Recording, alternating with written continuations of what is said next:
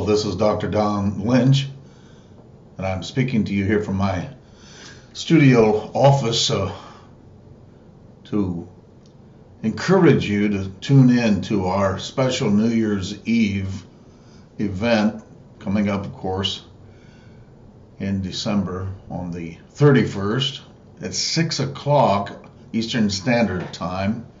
I'm going to present my Word of the Lord for 2019 and for the decade of the 2020s, and to bring us into an understanding of why I call them the Roaring Twenties. I wanted to share part of an experience I had in Brazil a few years ago. We had ventured into the region called Teresópolis, which is a mountainous area above Rio de Janeiro. Among the mountains figures or the peaks is one narrow pointing to heaven that is called the finger of God.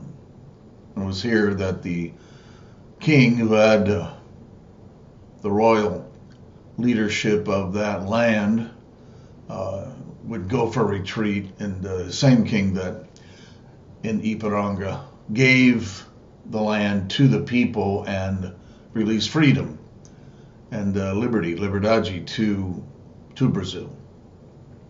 And while we were there with the apostles of the nation, there was a collection of apostles here at a campground, and several hundred of us together, I went into an open vision, and I began to see the cherubim that of the chariot of Brazil. Now let me explain that.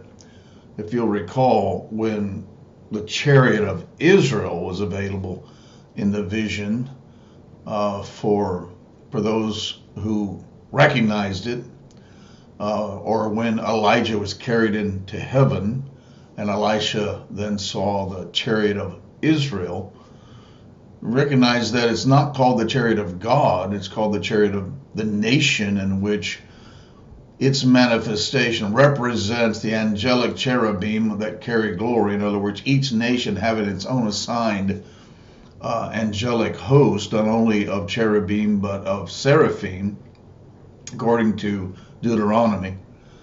God dividing up the nations and then assigning angelic hosts or armies to nations according to their boundaries, which he sets.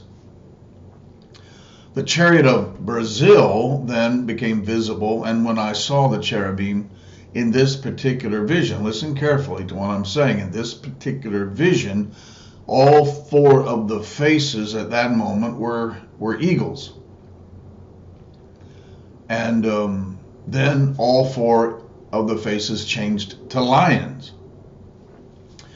And so during this vision, in which I saw first the eagles, the prophets who would see, and then the lions, who were the apostles or the apostolic, or in the sense of the prophetic and apostolic as foundations for the nation's future, prophesying into how the glory of God would be manifest, and the sound of glory would call up the sound of the land, or the purpose of the nation.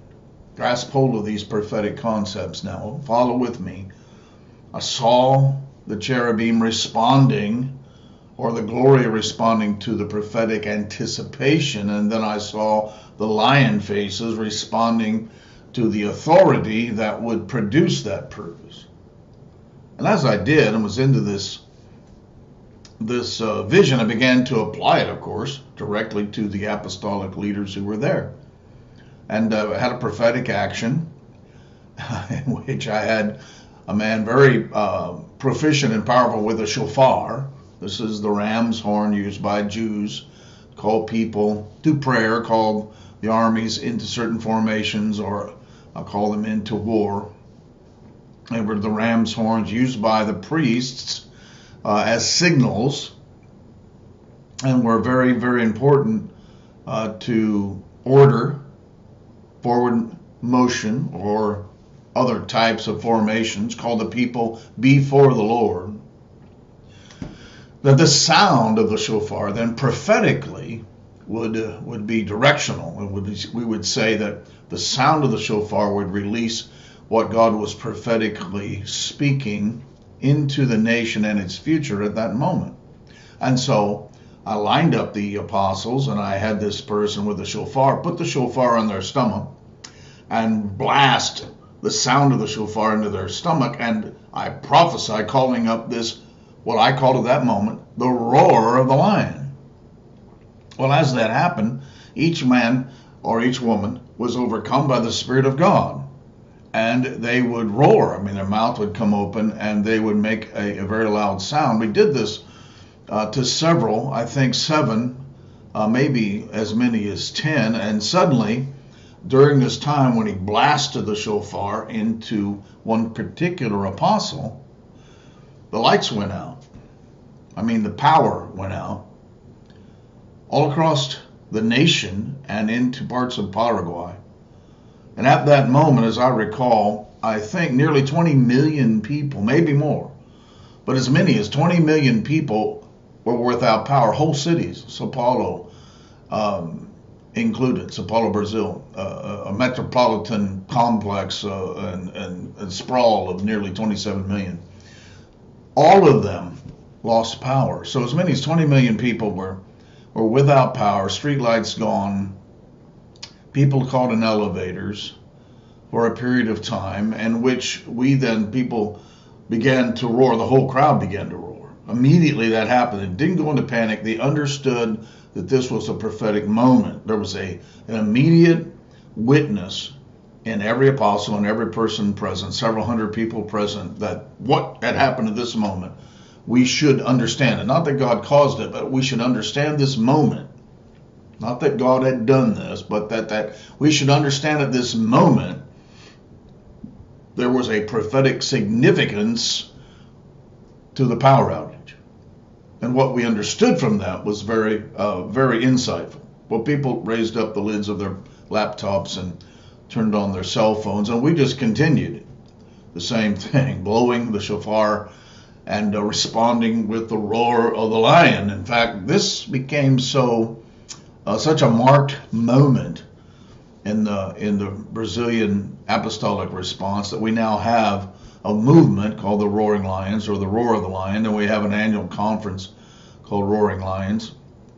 And this has been going on for several years, prophesying through the Roaring Lions conference the destiny of Brazil, the glory of God coming to Brazil, upon Brazil. And we've also seen since then remarkable and miraculous changes, signs and wonders in the nation, to the point of affecting this most current presidential election. And when this occurred, and I saw these 4 faces, and in other words, in the vision, I'm not rewriting the Bible or saying that the cherubim don't have 4 faces. What we're saying was, in the vision, God was giving me an insight about how the glory of God, the cherubim carry the glory, they move in any direction they want to. They are the chariot of God, according to the Psalms. And the chariot, the glory is carried on the chariot. He's seated on the shoulders of the cherubim, and they move the glory, as Ezekiel helps us understand, the wheel within the wheel.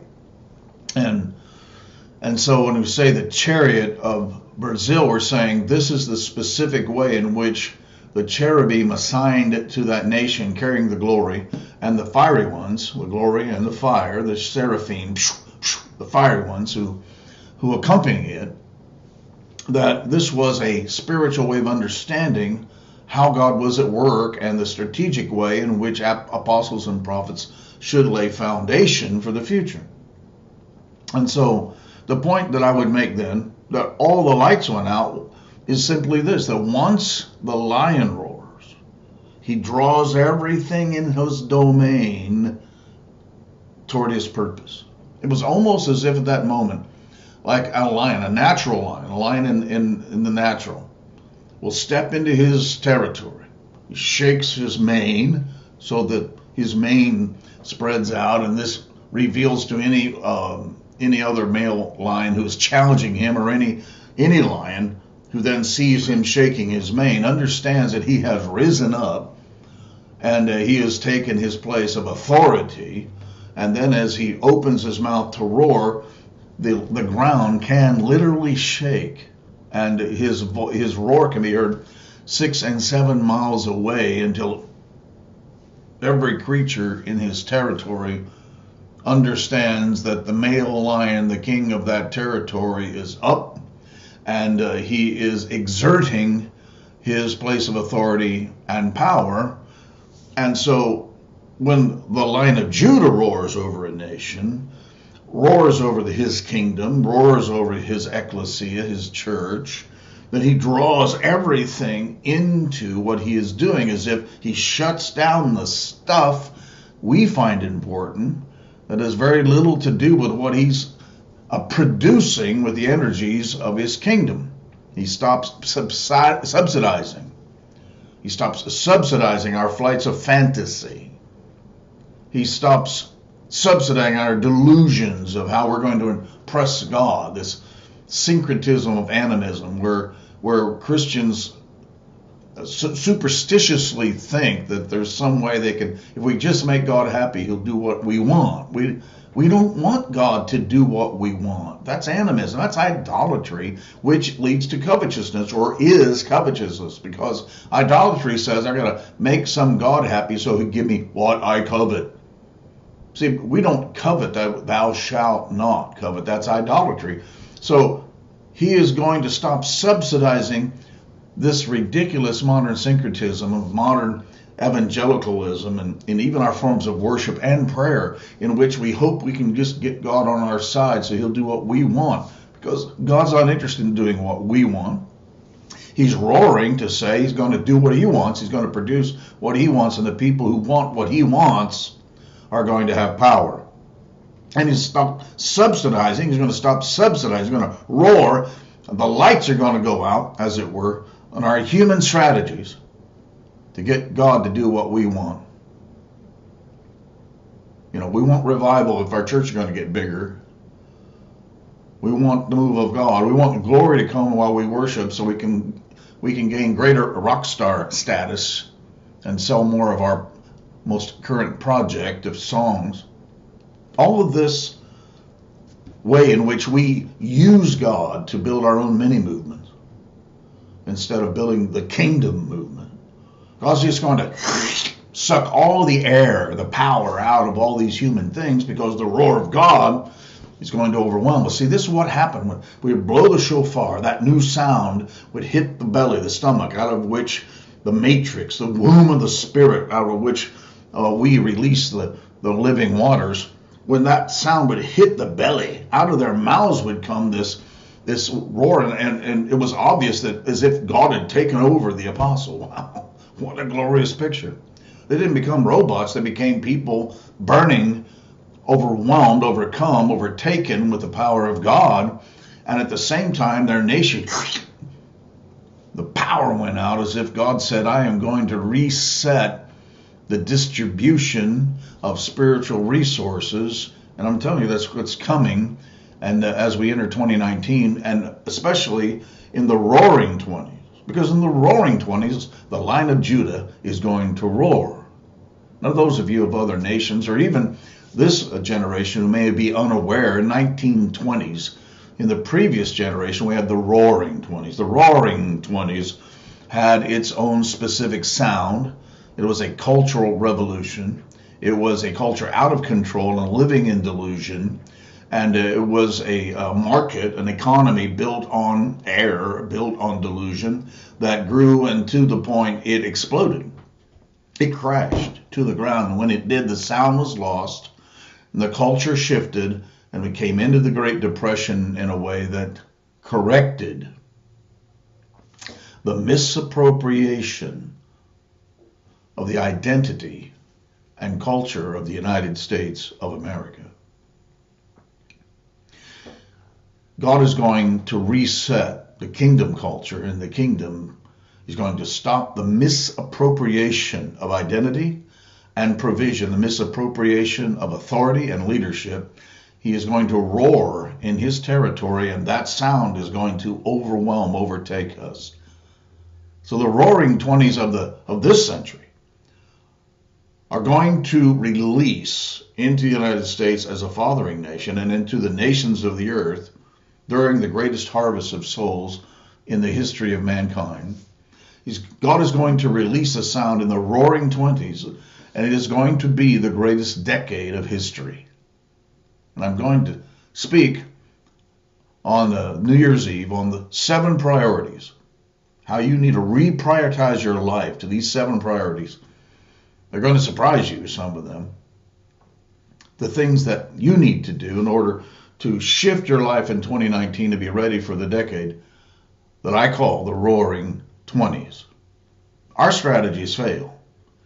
So God is going to suck the power out of the kingdom. He's going to stop subsidizing some things that we think are essential and begin to reestablish original design and definition for his ecclesia and the kingdom of God. I first heard this roar in Brazil, and others have heard it. Jason Lee Jones, our good friend, has heard it as well in the very same place where I first heard this roar in the Santa Catarina. He was there in the very same city, and he heard the same roar, and he developed the same feeling within him. My good friend Dave V. in Sorocaba feels this roar, knows this roar. My good friend Apostle Hudson hears this roar, and as he and I work together, not only in Brazil, but in Europe and other places on the earth, this roar is present and releasable. I can tell you that the roar of God is coming to the United States of America in the Roaring Twenties. The Lion of the tribe of Judah is going to roar over this fathering nation again. So I urge you to tune in either at 6 p.m. Eastern Standard Time on December 31st, or catch up to the recording as it will be streamed and live broadcast, recorded and become available both on our website, ministry website, on my own website as well, www.drdonlynch.com. As a part of my blog, it will become available, but also this recording. And I pray that it will be heard by many people around the world, because I want them to have an understanding of my experience as it applies to you personally, to the kingdom corporately, and to the United States nationally.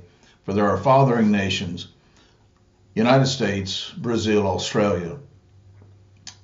Fathering nations, yes. I believe Italy will be restored to a fathering nation status. Singapore is going to rise in the 2020s in fathering. And in Africa, fathering nations, I believe God is going to set Zimbabwe free and restore Zimbabwe.